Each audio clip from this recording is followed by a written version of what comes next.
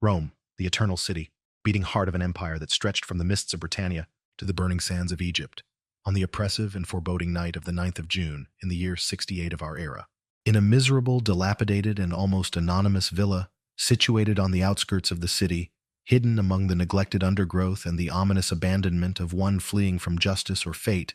a trembling man, stripped of all his ancient and dazzling imperial glory, prepares, with a mixture of abject terror and pathetic vanity, for the final and solitary act of a life marked by unbridled excess, refined cruelty, and a megalomania that, in its most extreme delusions, had come to verge on self-proclaimed divinity. He is Nero Claudius Caesar Augustus Germanicus, the fifth, and as history would underline in blood, the last emperor of the illustrious and often turbulent Julio-Claudian dynasty,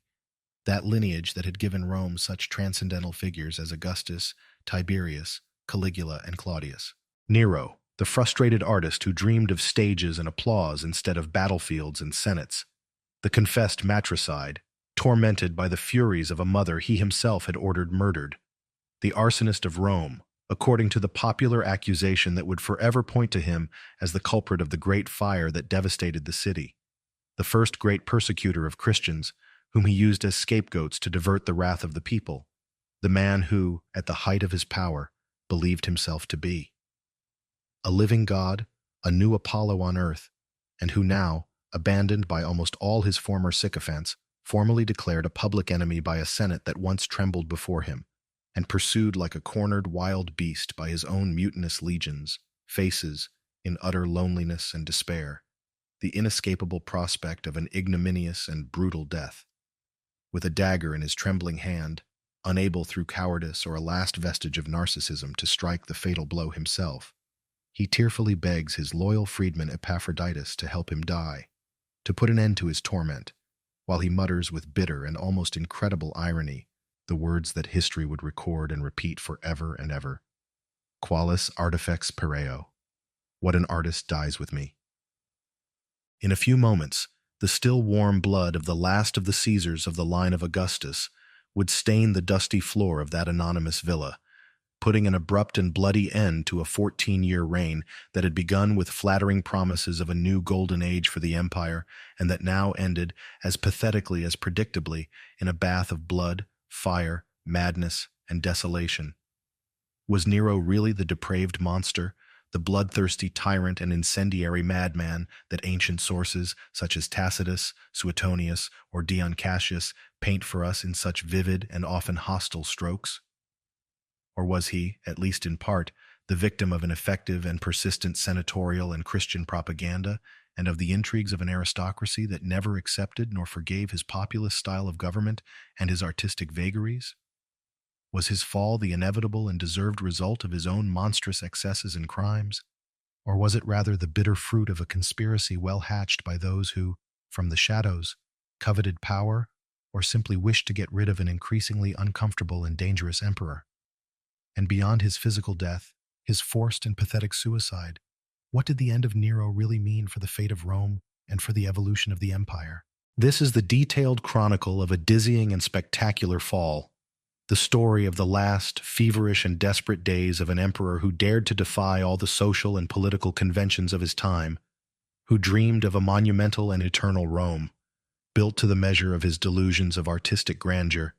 and who met his tragic and lonely end in the most absolute abandonment, forced to a suicide that would forever seal his infamous and fascinating legend. Join me, with the rigor of the historian and the passion of the storyteller, to unravel the many dark secrets still hidden in the Domus Aurea, to explore the intricate and often unfathomable labyrinths of Nero's mind, and to be privileged witnesses to the bloody and operatic twilight of a self-proclaimed god who collapsed under the weight of his own monstrous creation. Was his death an act of divine or historical justice, or the last pathetic spasm of a tyrant cornered and driven mad by fear? The enigma of Nero, the artist and monster emperor, continues to resonate with disturbing and profoundly topical force in the annals of universal history. Are we ready to confront his gaze and his legacy? To understand in all its complexity and in all its contradictions the enigmatic and often bewildering figure of the Emperor Nero, and to understand the precise circumstances that brought him from the height of absolute power to his tragic, lonely, and self-inflicted end, it is absolutely essential that we first immerse ourselves, with due attention to detail, in the convulsive, fascinating, and often terrifying world of Imperial Rome in the mid-1st century AD. A world that had reached a degree of military power, material wealth, and cultural sophistication unprecedented in human history, but which was also plagued by deep social contradictions, acute political tensions, constant and bloody palace intrigues, and political violence that, although often disguised under the guise of legality or raison d'etat, was brutal and unrelenting. Nero, whose birth name was Lucius Domitius Enobarbus, was born in the small coastal town of Antium, today's Anzio, Italy, on December 15, 37 CE, during the reign of his maternal uncle, the infamous Emperor Caligula. He belonged, through his mother's direct maternal line, to the highest and most stately Roman aristocracy, and to the Julio-Claudian imperial family itself, that lineage which, since the divine Augustus, had governed the destinies of the empire. Her mother was the no less infamous Agrippina the Less, a woman of an imposing and legendary beauty, of a Machiavellian and calculating intelligence, and of a political ambition as excessive as it was unscrupulous. Agrippina was, moreover, great-granddaughter of Augustus himself, through her grandmother Julia the Great, niece of Emperor Tiberius, and sister of the then reigning and already notoriously insane Emperor Caligula. Nero's biological father was Cnaeus Domitius Enobarbus, a nobleman belonging to one of Rome's oldest and proudest patrician families, the Enobarbus, literally Barbarossa, but of more than dubious personal reputation, known in his time for his cruelty, arrogance, penchant for violence, and multiple vices. Little Nero's childhood, therefore, was marked from the very beginning by political instability, constant intrigue, and the omnipresent and often terrifying shadow of his powerful, ambitious, and extremely manipulative mother. After the untimely death of his biological father, Cnaeus Domitius, when Nero was barely 3 years old, and after his mother Agrippina was sent into exile in the Pontine Islands by his brother Caligula, accused of participating in a conspiracy against him, the young Lucius Domitius was left practically orphaned and in the care of distant relatives who, according to ancient sources such as Suetonius, completely neglected his education and welfare, leaving him in the hands of a dancer and a barber, characters unsuitable for the training of a future emperor. However, Agrippina's fortunes, and with them those of her son, changed radically and dramatically when his uncle, the learned but often underestimated Emperor Claudius, brother of Germanicus, Agrippina's father, unexpectedly ascended the throne in 41 AD, following the assassination of Caligula. Claudius, perhaps moved by a feeling of family affection or by political calculations, recalled Agrippina from exile, restored her property and her position at court, and in an act that many in Rome considered incestuous, scandalous, and a very bad omen for the future of the empire, married her in 49 AD,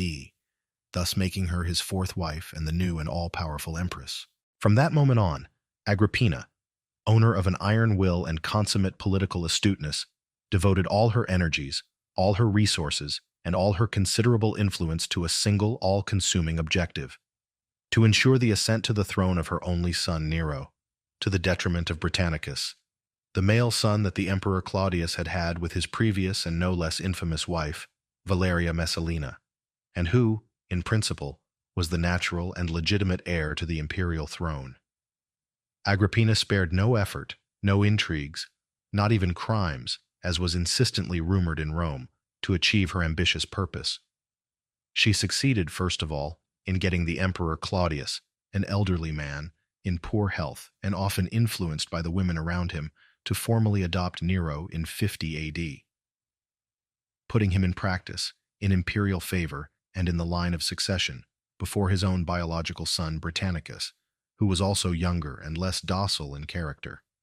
He surrounded the young Nero with preceptors of great renown and intellectual prestige, such as the brilliant Stoic philosopher Lucius Annaeus Seneca, whom he had recalled from exile to take charge of the moral and literary formation of the future emperor, and the efficient and loyal prefect of the Praetorium Sextus Afranius Burro, an experienced and respected military man who would be in charge of his military instruction and of ensuring the loyalty of the Praetorian Guard. Both men, Seneca and Burro, became key allies of Agrippina in her strategy of promoting Nero, and during the early years of Nero's reign, would exert considerable and generally moderating influence over the young and inexperienced emperor. Agrippina also took care to strengthen Nero's dynastic ties by arranging his marriage, in 53 AD, to the young and virtuous Octavia, the daughter Claudius had had with Messalina, and thus half-sister of Britannicus. This union, although probably lacking in affection on the part of Nero, who always despised the serious and unattractive Octavia, served to further legitimize his position as a member of the imperial family and as a possible successor. And finally, according to the almost unanimous accusation of ancient historians, Tacitus, Suetonius, Dion Cassius, once she considered that all the preparations were ready and that the moment was propitious, Agrippina did not hesitate to resort to the most expeditious and traditional method in Roman palace intrigues: poison. She would have been the instigator and the main architect of the assassination of her husband and uncle, the Emperor Claudius, on the night of October 12, 1354 AD, making him serve a plate of poisonous mushrooms, his favorite delicacy, to ensure, without further delay or risk, that her son Nero, who was then only 16 years old, would assume the imperial purple without opposition. Thus, from the powerful and often bloody hand of his mother, and through a path strewn with intrigues, manipulations, and probable crimes, the young Lucius Domitius Enobarbus, now known as Nero Claudius Caesar Augustus Germanicus, became overnight the absolute master of the Roman Empire. His ascension to the throne at such a young age was initially greeted in Rome with a certain optimism and considerable expectation, especially by the Senate and the people. It was hoped that the young emperor, guided by the wisdom and experience of his prestigious advisors, Seneca and Burro, and perhaps also restrained by the authority of his mother, would move away from the eccentricities, cruelty, and tyranny that had characterized the reigns of his immediate predecessors, Caligula, and at least in his later and darker years, Claudius himself. The dream was of the beginning of a new golden age for Rome, a period of peace, prosperity, and good government. And indeed, the first 5 years of Nero's reign, the period that historical tradition has called the Happy Quinquennium, or Quinquennium Neronis, from about 54 to 59 AD, seemed to confirm these hopes. Under the moderating influence and skillful political leadership of Seneca and Burro, and with Agrippina attempting to continue to exercise shadow power through her son, some administrative and fiscal reforms were carried out that proved beneficial to the empire. The Senate was treated with apparent respect and deference, and peace and stability were generally maintained in the frontiers. However, this apparent harmony and good governance were not destined to last long. The unbridled ambition of Agrippina, who sought to remain the true mistress of power, and who could not bear to see her authority questioned by anyone, not even her own son, clashed head-on with the growing desire for autonomy, with the wounded vanity, and with the increasingly capricious and authoritarian character of Nero. Nero, as he grew in age and became increasingly aware of his omnipotence as emperor, began to deeply resent the constant tutelage and suffocating maternal interference in all the affairs of state and in his private life. Moreover, Nero, of an essentially impulsive character, hedonistic, narcissistic, and with a marked inclination towards the theatrical and extravagant, was increasingly attracted to the arts, poetry, music, singing, acting in the theater, chariot racing in the circus, by the more refined and often more forbidden sensual pleasures, and by the constant adulation of a court of young libertines, of unscrupulous upstarts and Greek artists who fed his delusions of grandeur, to the detriment of the dull, prosaic, and often thankless affairs of state that he so despised. The first ominous portents of the tyrannical, bloody, and ultimately self-destructive drift that his reign would take began to manifest themselves with the progressive and systematic elimination of all those who, in one way or another, stood in his way, who dared to criticize his conduct, or who simply represented a threat, real or imagined, to his absolute power. The first to fall, as we have already mentioned, was his young half-brother Britannicus, the legitimate son of Claudius, who, despite his young age and his apocrine character, still represented a potential dynastic threat to Nero's legitimacy. Britannicus died of poisoning during a banquet at the imperial palace in 55 AD,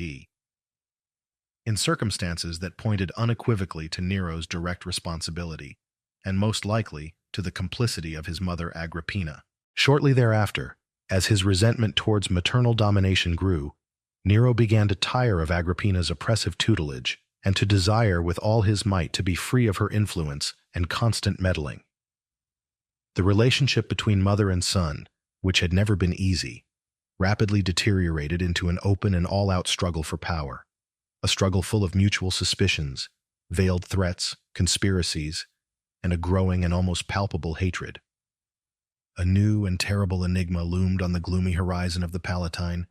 How far would the young Emperor Nero be able to go to assert his personal independence and his absolute authority as sole master of Rome? Would he dare raise his hand against his own mother, the woman who had brought him to the throne? And a symbolic object, the dagger,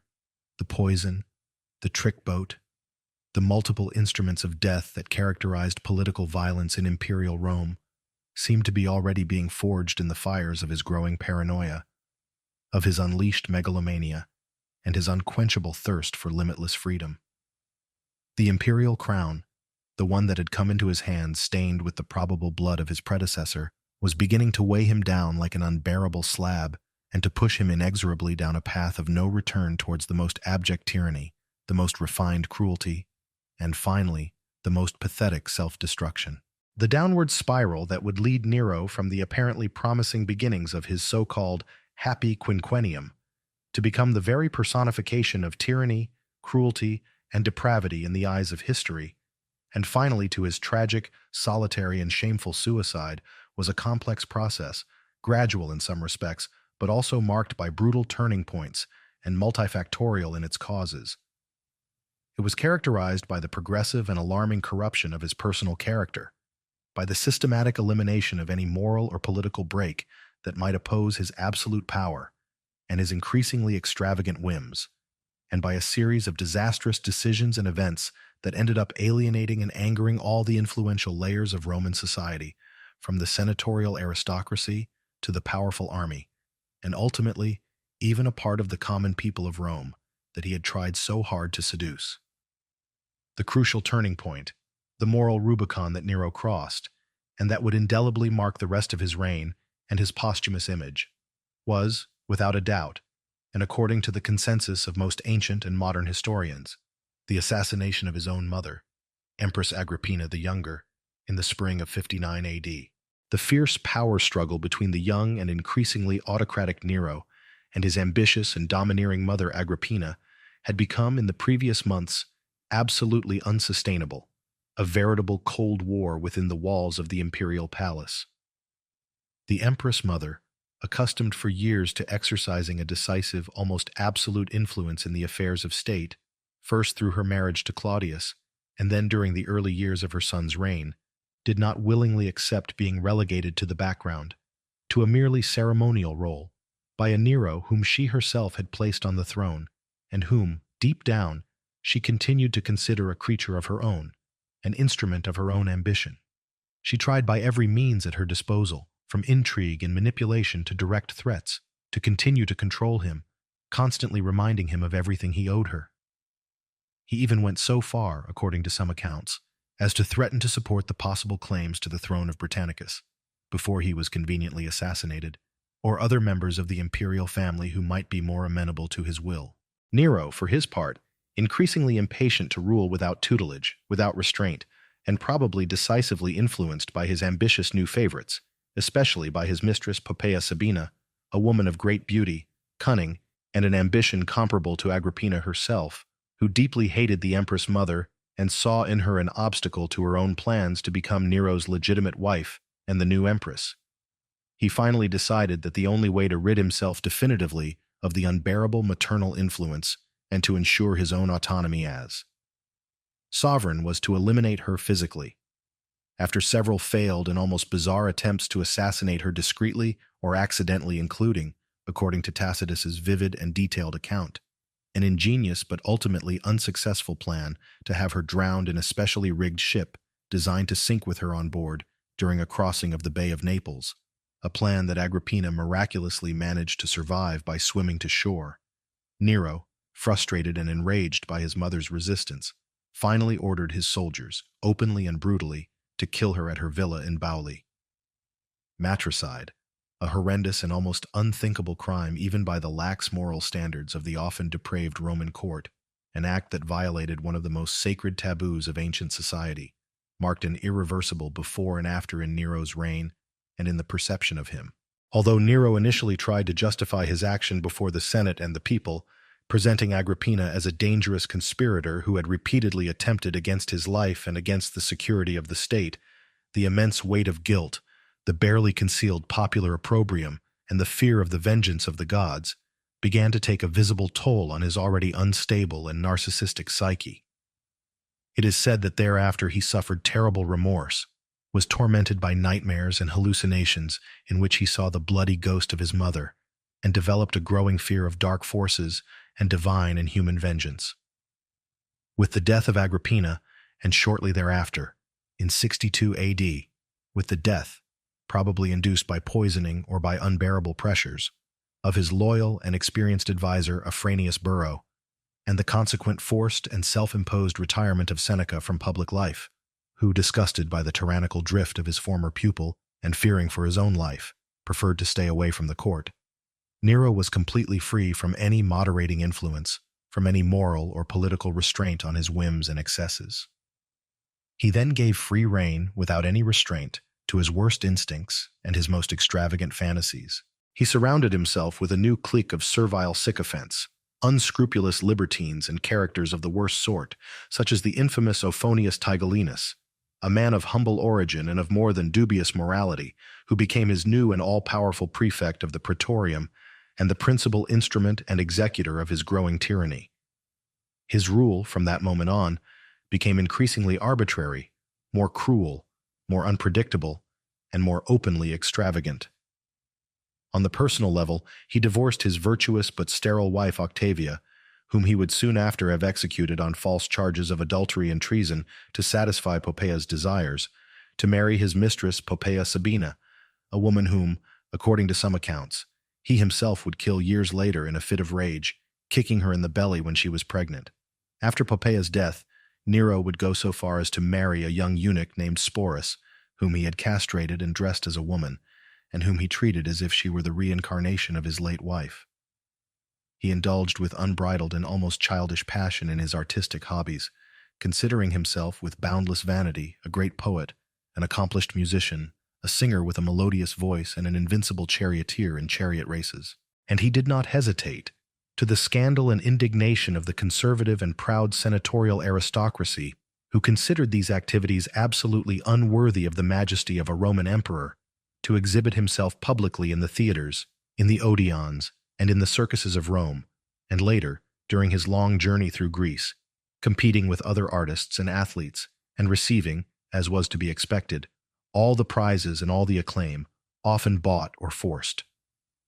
His expenditures on these grandiose spectacles, on the construction of sumptuous and ephemeral palaces, and on generous but irresponsible donations to the plebs of Rome, became absolutely exorbitant, bringing the already precarious finances of the empire to the very brink of bankruptcy, and forcing him to resort to unpopular measures such as the devaluation of the currency, the increase of taxes, and the arbitrary confiscation of the fortunes of the richest senators. One of the most catastrophic, most controversial, and certainly most emblematic events of his reign was the Great Fire of Rome, which took place in the summer of 64 AD and which for more than a week destroyed a large part of the city, including entire neighborhoods, temples, and public buildings. Although the exact cause of the fire was probably accidental, or at least unintentional on the part of the emperor, popular rumor, skillfully fed by his numerous political enemies, immediately accused Nero of having deliberately provoked it, either to be able to rebuild the city to his taste and measure, or simply to be inspired by the contemplation of the flames and the suffering of his people to compose an epic poem about the destruction of ancient Troy. This terrible accusation, though never conclusively proven, irreparably damaged his public image and made him, in the eyes of many, the scapegoat of the tragedy. To deflect the growing popular anger and find convenient culprits for such a dreadful disaster, Nero, perhaps advised by Tigellinus, unleashed the first major organized and systematic persecution against the Christians. This was then a minority religious sect, originally from Judea,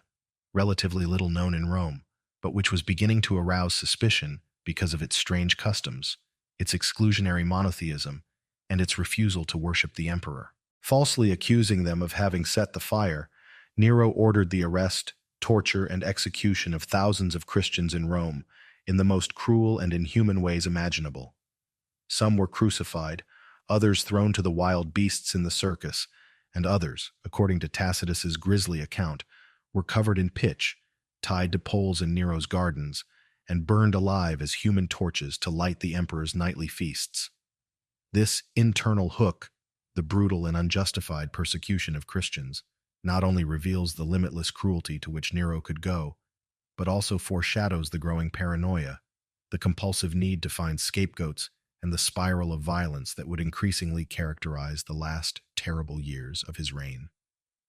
After the dreadful fire, Nero undertook the ambitious task of rebuilding the city of Rome with a grandiose new urban plan, which included wider and straighter streets, buildings constructed with safer materials to prevent future fires, and, above all, the construction of his own megalomaniacal palace, the Domus Aurea, the Golden House. This was a residential complex of unprecedented size and luxury, occupying a vast area in the very heart of the city, on land raised by fire, and boasting immense gardens, artificial lakes, endless porticos, sumptuous baths, and an interior decoration of extraordinary opulence and refinement, including walls clad in gold, ivory, and precious stones, and a famous revolving dining room that imitated the movement of the stars. The construction of the Domus Aurea, financed by new and burdensome taxes and the arbitrary confiscation of the fortunes of many wealthy citizens, further increased popular discontent, and most especially, the hatred of the senatorial class, who saw in it a symbol of the emperor's despotism, profligacy, and megalomania. Nero's tyranny, as the years went by, became more and more evident, more oppressive, and more unbearable. Conspiracies against his life, both real and imagined, followed one another with alarming frequency, and the repression that followed each of them was brutal, indiscriminate, and often paranoid. In the year 65 AD, the so-called Pisan conspiracy was discovered, a vast and well-organized conspiracy involving numerous senators, knights, military men, and prestigious intellectuals, who intended to assassinate Nero during some games in the Circus Maximus and restore a more moderate government, respectful of republican traditions. The repression that followed the discovery of this conspiracy was relentless and bloody. Dozens of people were summarily executed, others were forced to commit suicide, an honorable method of death reserved for nobles, and many more were sent into exile or stripped of their property. Among the most illustrious victims of this purge were Gaius Calpurnius Pisan himself, who gave his name to the conspiracy, the brilliant poet Marcus Aeneas Lucanus, nephew of Seneca, author of the Pharsalia, and Lucius Annius Seneca himself, Nero's former tutor and advisor, who, although not directly involved in the conspiracy, or at least not in any proven way, was also forced by the emperor, in an act of supreme ingratitude and cruelty, to take his own life by slitting his wrists open in his villa. These acts of systematic cruelty, which affected some of the most noble and influential families of Rome, only increased the hatred, fear, and desire for revenge towards the emperor, and sowed the seeds of new and future rebellions that would eventually overthrow him. Nero's spiral of violence, paranoia, and increasing isolation was inexorably accelerating. He surrounded himself more and more with professional informers and spies who fed his suspicions. He distrusted everyone, even his closest collaborators, and his political and personal decisions were increasingly erratic, impulsive, and bloodthirsty. His public behavior also became progressively more extravagant, more autocratic, and more offensive to traditional Roman morality. He made himself publicly worshipped as a living god, equating himself with Apollo or Hercules. He participated enthusiastically and unabashedly in artistic and athletic competitions in Greece, where, as expected, he won all the prizes and all the crowns, often by buying off or intimidating the judges and the other competitors. And he completely neglected the serious military affairs brewing on the frontiers of the empire and the efficient administration of the provinces, which were beginning to show clear and worrying signs of unrest and discontent. The deepest despair, the most acute paranoia, and a growing and almost total denial of the reality around him took complete hold of the emperor in his last months. He seemed to live in a world of fantasy and self-delusion, completely oblivious to the growing and almost universal discontent that his government and his person were already generating in all layers of Roman society, from the humiliated and resentful Senate to the powerful and increasingly restless army, and even among an important part of the common people of Rome, tired of his whims, his taxes, and his mismanagement. The clock that marked the time he had left in power and in life was ticking mercilessly towards the final hour. The implacable shadow of the executioner, that which for so many years Nero himself had cast with often capricious cruelty over so many others, senators, rivals, relatives, Christians, and even his own friends and teachers, now began, in the first agitated months of the year 68 AD, to turn ominously against himself. It now took the threatening form of whole legions rebelling in the provinces, of a Senate which, after years of humiliation and subjugation, was openly conspiring to depose him, and of a Roman people fed up to the point of nausea with his excesses, his tyranny, and his apparent madness. The deterioration of his political and personal situation, which had been slowly brewing throughout his reign, became absolutely unstoppable in those last convulsive months, precipitating a crisis of unprecedented magnitude that would lead him, inexorably and pathetically, to his tragic, lonely, and shameful end. After his long and extravagant journey through Greece, which lasted for more than a year, between 66 and the end of 67 AD, a journey in which he had been on the road for more than a year, a trip in which he had devoted himself with fruition to participating in all kinds of artistic and athletic contests, to receiving the honors and acclamations of a living god, and to plundering the artistic treasures of the Greek sanctuaries, while completely neglecting the serious problems that were piling up in Rome and on the borders of the empire, Nero finally returned to the capital in the spring of 68. He attempted to celebrate his return with a lavish and theatrical triumph, not for his non-existent military victories, but for his supposed and innumerable artistic victories in the Greek games. A spectacle that was deeply pathetic, offensive, and ridiculous for many Romans, who saw in it a new and lamentable proof of their overflowing megalomania, of their disconnection with reality, and of their contempt for the most sacred Roman traditions. Meanwhile, the discontent in the most important provinces and within the powerful Roman army, which was ultimately the true guarantor of imperial power, was growing alarmingly and was about to explode. The legions cantoned in Lugdunen's Gaul, under the command of their governor, Gaius Julius Vindex, a man of Gallic origin but belonging to an ancient Aquitanian royal family and with Roman citizenship, openly revolted against Emperor Nero in March 68. Vindex, in his proclamations, vehemently denounced Nero's tyranny, crimes, abusive taxes, and manifest incapacity to govern the empire, and urged the other provinces and armies to join his cause to free Rome from the yoke of the Histrion and the incendiary. Vindex, however, aware perhaps of his own limitations or of the difficulty of being accepted as emperor by the Senate and the people of Rome because of his Gallic origin, did not aspire to the throne for himself. Instead, he offered his support and loyalty to Servius Sulpicius Galba, the aged, experienced, and respected governor of the province of Hispania Tarraconensis, urging him to proclaim himself emperor and take on the task of freeing Rome from Neronian tyranny. Galba, a man of 73, belonging to one of the oldest and noblest patrician families of Rome,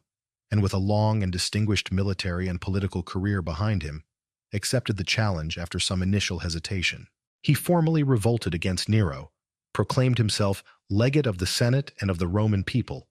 carefully avoiding at first the title of emperor, and quickly gained the crucial support of other legions, such as those of Lusitania, and, even more importantly, of a significant and influential part of the Roman Senate,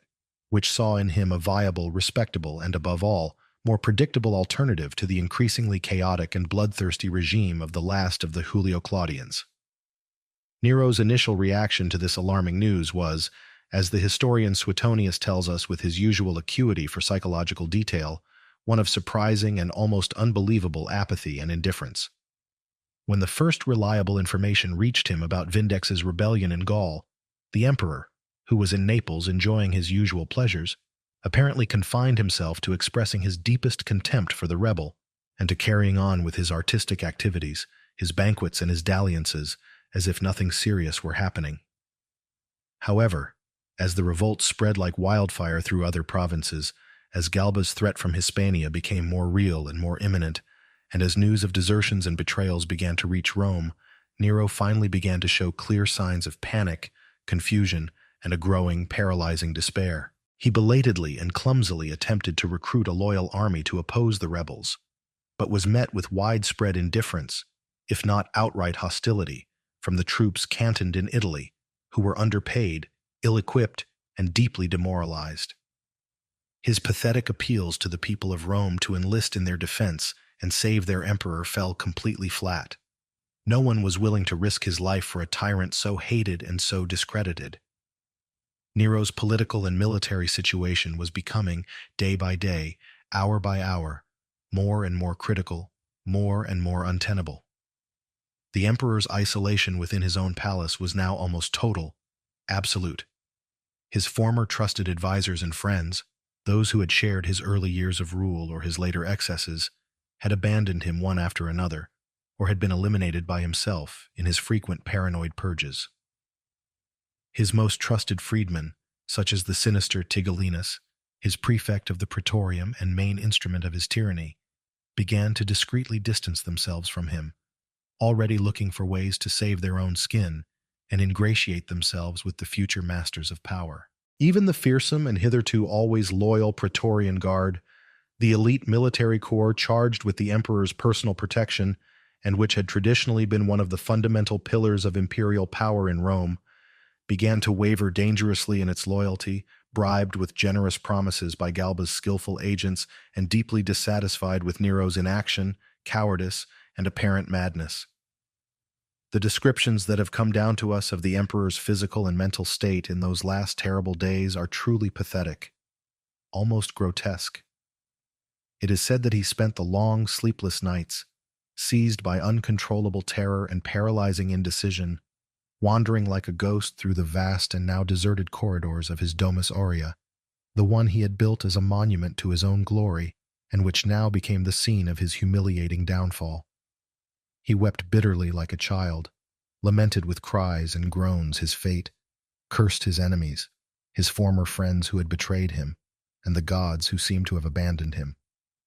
He tried to compose grandiloquent speeches that he would never get to deliver before the Senate or the people, and he planned with an almost childlike naivety impossible escapes to Egypt, where perhaps he hoped to find refuge and support, or even to Parthia, the eternal enemy of Rome. His proverbial megalomania, which had led him to consider himself a god in life, was now inseparably mixed with abject cowardice and an absolute inability to face the reality of his situation. In one moment of despair, he seriously considered the possibility of appearing before the Senate dressed in rags and ashes, begging forgiveness on his knees and offering to abdicate the throne or retire to private life in some distant province. In another, in a final artistic delirium, he fantasized about the idea of personally leading an army composed solely of artists, musicians, and singers, with which he would try to move the hardened hearts of the rebellious legions through the beauty of his songs and the virtuosity of his lyres. The reactions of the court, what little remained of it, of his diminished family, and of the people of Rome to the imminent and already inevitable fall of the emperor, were a complex mixture of fear of the unknown, of morbid expectation, and in most cases, of a deep and barely concealed hatred, accumulated during years of tyranny, crimes, and humiliations. The senators, who for so long had endured his whims, his insults, and his arbitrary executions with cervical fear, were now conspiring openly and with scarcely any concealment to depose him formally and to acclaim Galba as the new and saving emperor. The people of Rome, who in former times had enjoyed with fruition his grandiose spectacles and his generous donations, the famous bread and circuses, now cursed him in the streets, accused him of all the evils of the empire, and celebrated in advance his fall. The news that the powerful army of Germania, one of the most numerous and best trained in the entire Roman Empire, had also finally joined the rebellion and proclaimed its allegiance to Galba, was the final coup de grace for Nero's regime. He understood then, with terrifying clarity, that his cause was irretrievably lost, that he had no significant military or political support left anywhere in the empire, and that his life was in imminent and mortal danger. The impending clock of his death had begun its final countdown, and there was no longer anything or anyone who could stop it. Nero's last desperate attempts to save himself, to find an escape route, to redeem himself before his enemies, or at least to find an honorable way out of his desperate situation, proved utterly futile, pathetic, and ultimately deeply humiliating. On the night of June 8, 68, abandoned by almost all his servants and courtiers, and fully aware that the Senate, meeting in emergency session, was about to formally declare him a public enemy, hostis publicus, and condemn him to the terrible and shameful penalty of the ancestors. Poena maiorum, which consisted in being stripped naked, tied to a gallows or a post, and whipped to death with rods while the head of the prisoner was held by a wooden fork. Nero, disguised in humble clothes and accompanied only by a handful of his most loyal and desperate freedmen, among whom were Phaon, Epaphroditus, and his young eunuch wife Sporo, finally decided to flee Rome. He left the immense and now empty imperial palace on horseback, amid darkness and stealth, heading for a modest villa that his freedman Phaonte owned on the outskirts of the city, some 4 miles away, between the Via Salaria and the Via Nomentana. That last journey was a nightmare of terror, anguish, and humiliation for the man who until recently had considered himself the master of the world. He had to cross the city in the dark, hiding his face so as not to be recognized, while he listened in the distance to the shouts of the crowd that, in the streets, was already openly cursing him and enthusiastically acclaiming the name of Galba. A sudden earth tremor shook the ground beneath his feet, increasing his dread and his superstitious fear of the wrath of the gods. His horse, frightened by the smell of a corpse abandoned on the road, reared violently, about to throw him to the ground.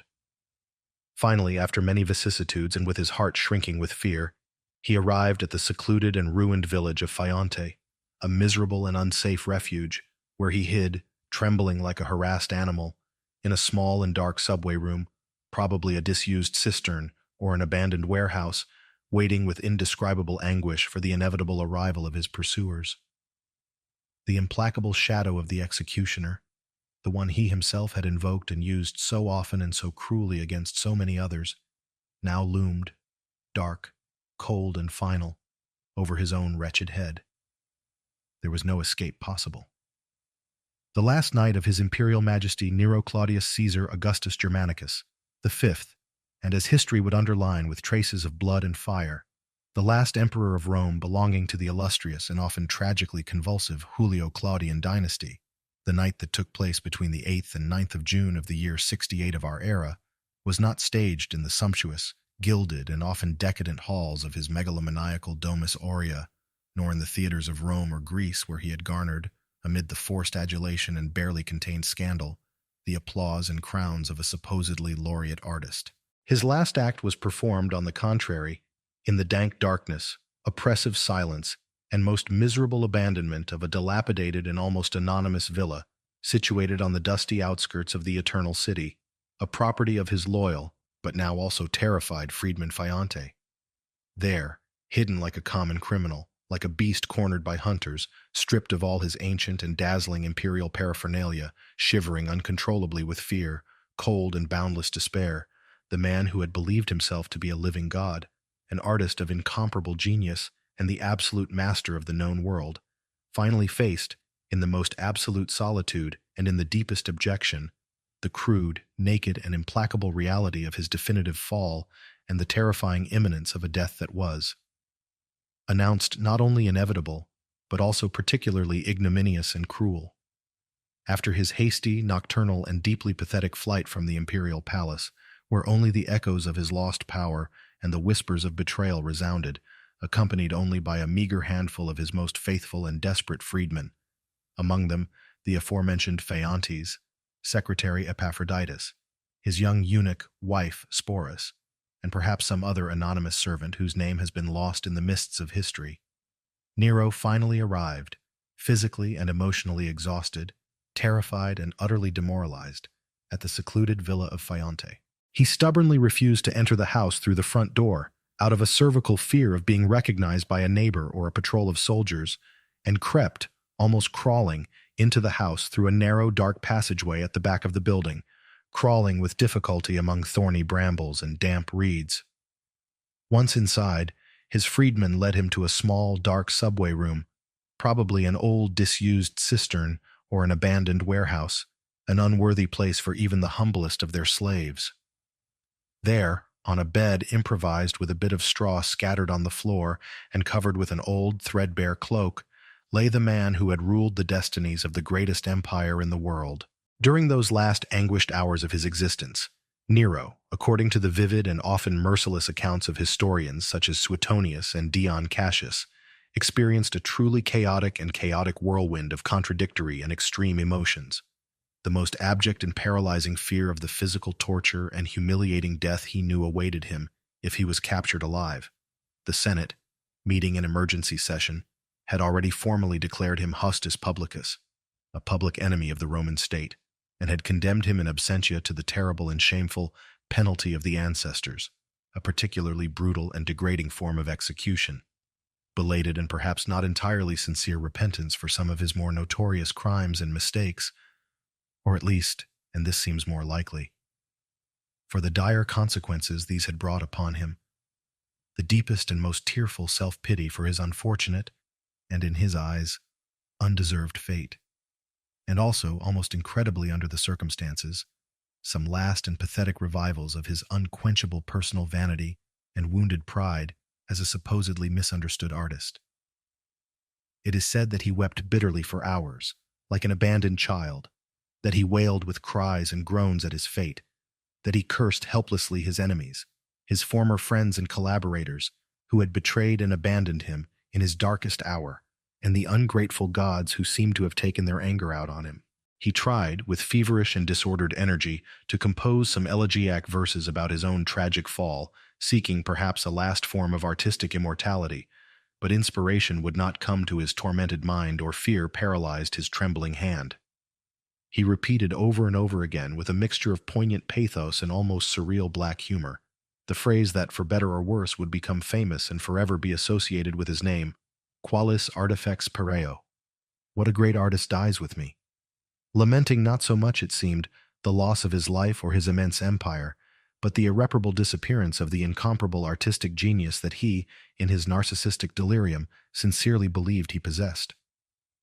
His few and loyal freedmen, moved by his despair but also aware of the imminent danger they were all in, tried in vain to console him, to offer him some word of encouragement or some false hope. But at the same time, and with increasing urgency, they urged him to make a quick and, if possible, honorable decision, to take his own life by his own hand before he was captured by his persecutors and subjected to public humiliation and an atrocious death. Nero, however, hesitated,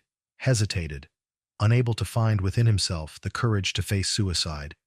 that last act of sovereignty that so many other illustrious Romans had chosen in similar circumstances. He asked with an almost unbelievable childishness that a grave be dug in the villa's garden to the exact size of his body, so that at least he would have a dignified burial.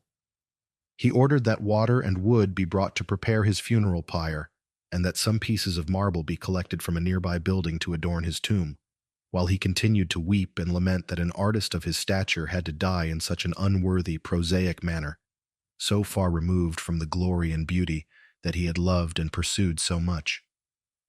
Time, however, was inexorably running out. At dawn on the 9th of June, the alarming and definite news reached the villa that a detachment of cavalry, sent by the Senate with precise orders to arrest him dead or alive, was rapidly approaching the place. The unmistakable sound of the horses' hooves echoing on the nearby road was the unmistakable signal that there was no longer any possible escape, that the end was imminent. The most absolute panic then seized Nero. He understood with terrifying clarity that he must die at that very moment, and die quickly, if he wanted to avoid the torture, humiliation, and public execution he feared so much. He then took 2 daggers that he always carried with him, examined them with trembling hands, tested their edge with his finger, but once again, his legendary cowardice, his visceral attachment to life, no matter how miserable it already was, prevented him from plunging them decisively into his own body. He pleaded between sobs to one of his freedmen, his beloved Sporus perhaps, to commit suicide first, to give him an example, and to instill in him the necessary courage, but none of his companions, despite their loyalty, agreed to such a macabre request. Finally, desperate, cornered, already hearing the cries of the soldiers surrounding the villa, and with the indispensable help of his faithful secretary Epaphroditus, who, according to most accounts, guided him in the final gesture, or even pushed him firmly at the last and decisive moment, Nero plunged the dagger into his throat. The wound, however, inflicted with a trembling and inexperienced hand, was not immediately fatal. As he lay dying on the floor, slowly bleeding to death, his breath coming in gasps and his eyes already glazed over, the centurion in command of the cavalry detachment charged with his capture arrived on the threshold of the room. Seeing the dying emperor, the rough soldier, perhaps moved by a last vestige of respect or by simple military discipline,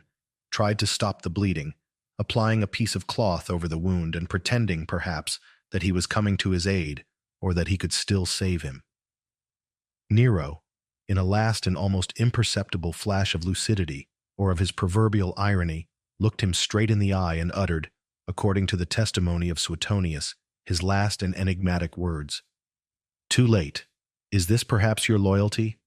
Sero, haec est fides." Shortly afterwards, with a last convulsion, he expired. He was then 30.5 years old, and had reigned over the Roman Empire for nearly 14 long and tumultuous years. The exact moment of his demise plunged his few and desolate companions into deep despondency and still greater fear for their own fate. The immediate atmosphere in that miserable villa was of an overwhelming silence, dense and almost unreal, broken only by the disconsolate weeping of Sporo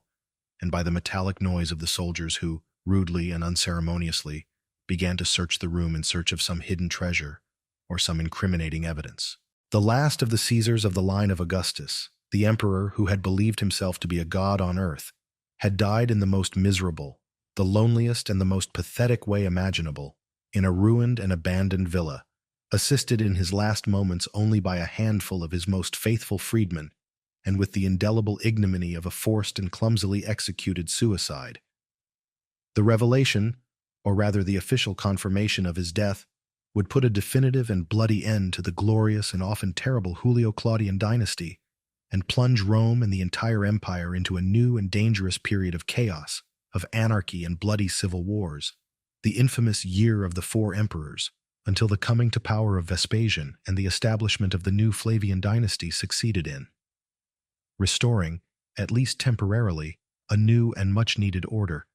The official announcement of the death of Emperor Nero, although awaited with a mixture of anxiety and relief in many influential circles in Rome, and although in his last days it was already an open secret that his downfall was imminent, did not fail to provoke a profound shock and considerable uncertainty in the city and throughout the vast Roman Empire. For the Senate, which in an act of belated courage or calculated political expediency had formally declared him a public enemy, hostis publicus, and had thereby hastened his tragic end, the news of his forced suicide was greeted with ill-concealed relief and with a hasty and almost unanimous acclamation of Servius Sulpicius Galba, the governor of Hispania, who had rebelled against him, as the new and legitimate emperor.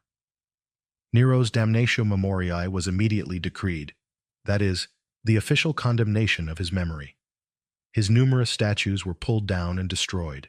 His name was systematically erased from public inscriptions and monuments, and many of his acts of government and edicts were annulled or revised, in a desperate attempt to erase from history any vestige of his infamous and, in the eyes of the Senate, tyrannical reign.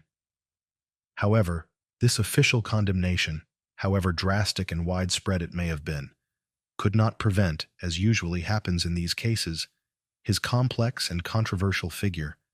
and the memory of his reign full of light and deep shadows, from remaining alive and present in the popular imagination,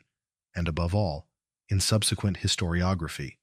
which would be responsible for building and perpetuating his black legend. Among the people of Rome,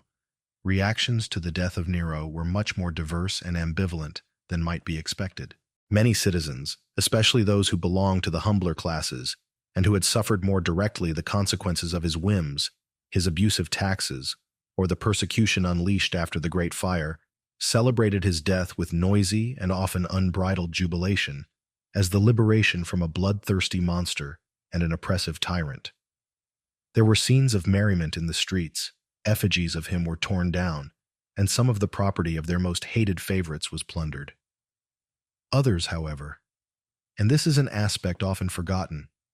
especially among the urban plebs who had enjoyed with fruition his grandiose and free spectacles in the circus and amphitheater, and his generous donations of wheat and money, the famous panem et circenses, and also among those who, in one way or another, admired his facet of artist, patron of the arts and promoter of a certain Hellenizing culture, sincerely mourned his loss, and preserved for many years a nostalgic and often idealized memory of his reign, at least of his first and most brilliant years. There even came to emerge, in the years and decades after his death, various and persistent legends claiming that Nero had not really died in that wretched villa, but had secretly retired to the east, to Parthia or some other remote region of the empire, and that he would return someday, as a new Alexander the Great, to take revenge on his enemies and to restore his golden age. This curious and recurring myth of the Nero redivivus,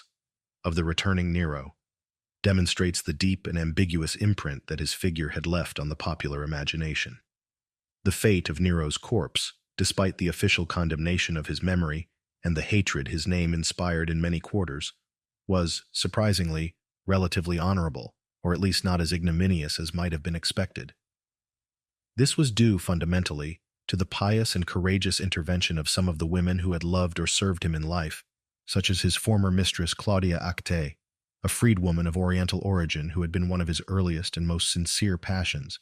and of his two loyal wet nurses, Egloge and Alexandria. These women, with the express permission of the new emperor Galba, who perhaps wished to show a certain clemency, or simply to avoid further disturbances, respectfully collected his mortal remains from the villa of Feonti, wrapped them carefully in rich white cloths embroidered with gold, which he himself had used on the calends of January, and deposited them, after a private and discreet cremation, in the imposing tomb of the gens Domitia, the family of his biological father, located on the Pincio Hill, in one of the most beautiful and panoramic places in Rome. His funeral, although obviously lacking the pomp and solemnity of an emperor who died in power, was at least dignified, and his tomb, according to Suetonius, was adorned with fresh flowers for some time by anonymous and faithful hands, a last and touching tribute to a man who, despite all his crimes and all his follies, had also been able to inspire affection and loyalty in some hearts. The immediate political consequences of Nero's death were, as already hinted, profoundly chaotic and destabilizing for the Roman Empire. His forced suicide, leaving no clear and legitimate male heir of his own blood, his only daughter, Claudia Augusta, had died an infant, and his other sons were either adopted or of dubious legitimacy, put an abrupt and definitive end to the long and glorious Julio-Claudian dynasty, that which had been founded by the divine Augustus and which had ruled Rome for over a century, from 27 BC to 68 AD. In the absence of a well-established and universally accepted succession mechanism beyond family ties to the House of Augustus, a fierce and bloody struggle for power immediately broke out among the leading generals and governors of the provinces of the empire, each supported by his own loyal legions. This terrible crisis plunged Rome and much of the empire into a new and terrifying period of civil wars, known in history as the Year of the Four Emperors, Galba, Otho, Vitellius, and finally Vespasian, which lasted with unprecedented violence and destruction throughout the year 69 AD. This crisis, the most serious that Rome had suffered since the times of Marius and Sulla or Caesar and Pompey, dramatically revealed the intrinsic fragility of the imperial system created by Augustus, its excessive dependence on the figure of the emperor,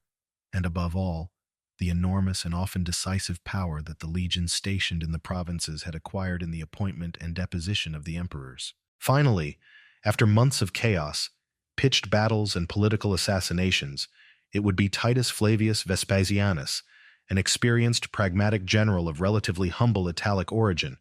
who would succeed in imposing himself militarily over his rivals, restoring a certain order and stability to the empire, and founding a new dynasty, the Flavian, which would rule Rome for the next 3 decades. The new unknowns that arose after Nero's death, or rather those that were confirmed and sharpened, concerned not so much the specific circumstances of his end, which were relatively clear and well documented by contemporary historians, but rather the overall interpretation of his complex, controversial, and often puzzling reign.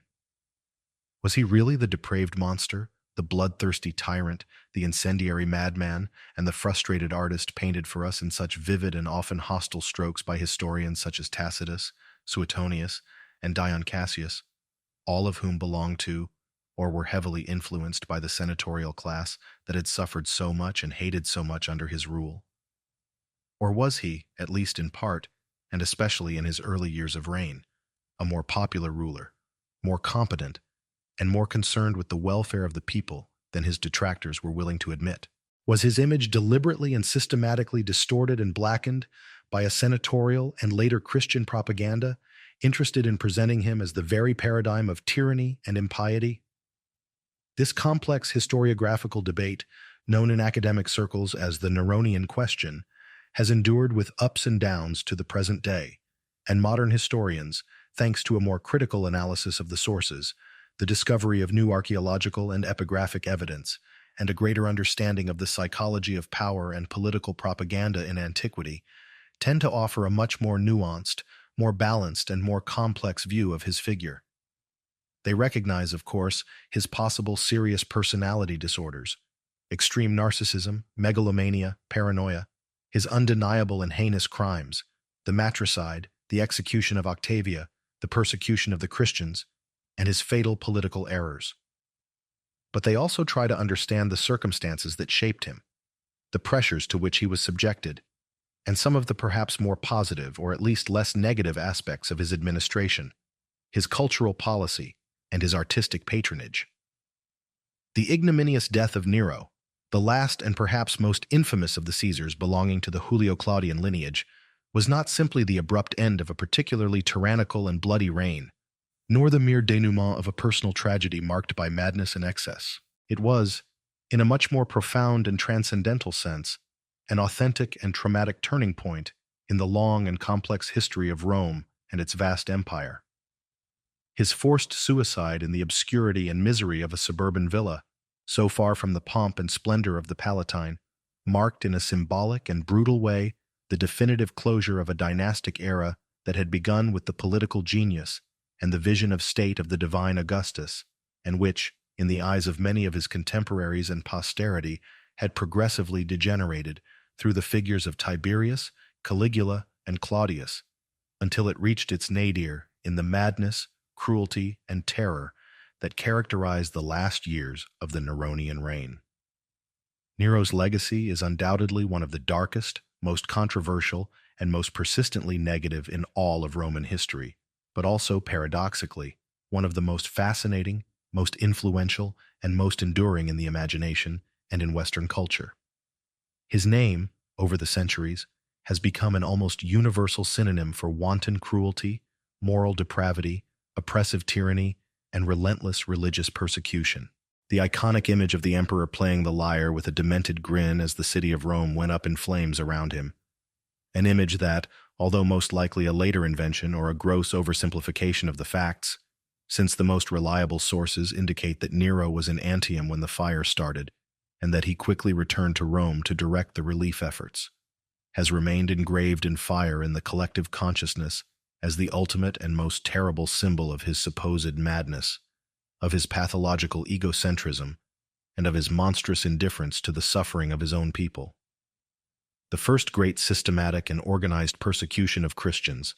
unleashed by Nero after the Great Fire of Rome in 64, in order to divert the suspicions that weighed on him and to find a convenient scapegoat for popular anger, made him the Antichrist par excellence for the later Christian tradition, the first and cruelest of the persecuting emperors, and one of the great and archetypal villains of all sacred history. the dreadful tortures and executions to which Christians were subjected in Rome under his rule, crucifixions, wild beasts in the circus, human torches in his gardens, left an indelible mark of horror and martyrdom in the memory of the early church. However, and in spite of this deserved and terrible fame, to reduce the complex and polyhedral figure of Nero to that of a simple and one-dimensional bloodthirsty monster, to a depraved madman without further ado, would be to fall into an excessive and ahistorical oversimplification. His reign, especially in his early and most promising years, those that passed under the moderating influence and the able tutelage of his advisors Seneca and Donkey, the famous Happy Quinquennium, also had, as even some of his harshest critics have recognized, positive aspects and notable achievements. Important administrative and fiscal reforms were carried out which in many cases benefited the provinces of the empire, easing the tax burden and controlling the corruption of the governors. An attempt was made, at least initially, to restore some of the prestige and authority of the Senate, treating it with apparent deference and consulting it on some matters of state. A certain social justice was promoted, with measures in favor of slaves and the most disadvantaged classes. And in the cultural sphere, Nero, despite his eccentricities and his excessive vanity, was also a passionate and often generous patron of the arts and literature. He fervently loved poetry, music, song, theater, and architecture, and dreamed, in his moments of greatest idealism or greatest megalomania, of transforming the city of Rome into a dazzling cultural capital that could rival in beauty and splendor the great Hellenistic metropolises such as Athens or Alexandria. His controversial Domus Aurea, the Golden House, although built with a luxury and extent that many considered an insult to Roman austerity and a provocation after the fire that had left thousands of citizens homeless, was also, architecturally and artistically, a masterpiece of Roman engineering and design, with its bold, technical innovations, such as the dome of the revolving dining room, its sumptuous and refined decoration, including frescoes, mosaics, statues, and cladding of precious materials, and its conception of a palatial space integrated into a vast landscape of gardens and artificial lakes. His deep passion for Hellenism, his desire to present himself to the world not only as an emperor, but also as an accomplished artist and a victorious athlete, personally participating in the games and artistic contests of Greece, where, as expected, he won all the prizes and all the acclaim, often bought or forced, although they deeply scandalized the conservative and traditionalist Roman aristocracy, which saw in it conduct unworthy of imperial majesty, also reflected in a way a genuine aesthetic sensibility, an admiration for Greek culture, and an openness to outside cultural influences that contrasted with the isolationism and xenophobia of some of his predecessors. The death of Nero and the consequent abrupt end of the Julio-Claudian dynasty, which had ruled the destinies of Rome for more than a century, plunged, as we have already seen, the empire into a terrible year of chaos, anarchy, and bloody civil wars, the infamous Year of the Four Emperors, 69 AD, which brought to light the Year of the Four Emperors, 69 AD, which revealed with terrifying crudeness the intrinsic fragility of the imperial system created by Augustus and the constant danger of a power vacuum when the succession was not clearly established or when the army decided to intervene directly in politics. However, out of this profound institutional and military crisis would eventually emerge a new and more pragmatic dynasty, the Flavian, founded by Vespasian, which would succeed in restoring order and stability to the empire, and which, in many respects, would continue and consolidate the work of administrative centralization and strengthening of imperial power that, paradoxically, had also characterized, in its own way, a part of Nero's reign. The moral or existential lesson that perhaps emerges from the intense, contradictory, and ultimately tragic life and death of Nero is probably that of the terrible dangers involved in the exercise of absolute power when it falls into the hands of a psychologically unstable individual, deeply narcissistic, and lacking the moral brakes and institutional counterweights necessary to prevent its degeneration into tyranny. His story is, in this sense, a paradigmatic and terrifying example of how constant adulation, the corruption inherent in unchecked power, and the absence of any kind of criticism or effective opposition can lead to the progressive and complete moral and political degeneration of a ruler, and to the establishment of a regime of terror and arbitrariness. It also eloquently reminds us of the crucial importance of historical memory and the immense power of propaganda in the construction and deconstruction of the public image of the characters of the past. The figure of Nero, as it has come down to us over the centuries, has been shaped and often distorted by the writings of historians who, for the most part, belonged to or sympathized with the senatorial class, the one he had so humiliated, persecuted, and decimated during his reign. This undoubtedly contributed decisively to blacken his legend and make him the archetype of the tyrant par excellence. The question that continues to resonate strongly through the centuries, and which each generation of historians tries to answer from its own perspective, is whether Nero was fundamentally an inevitable product of his time and upbringing, a victim of the intrigues of a deeply depraved court,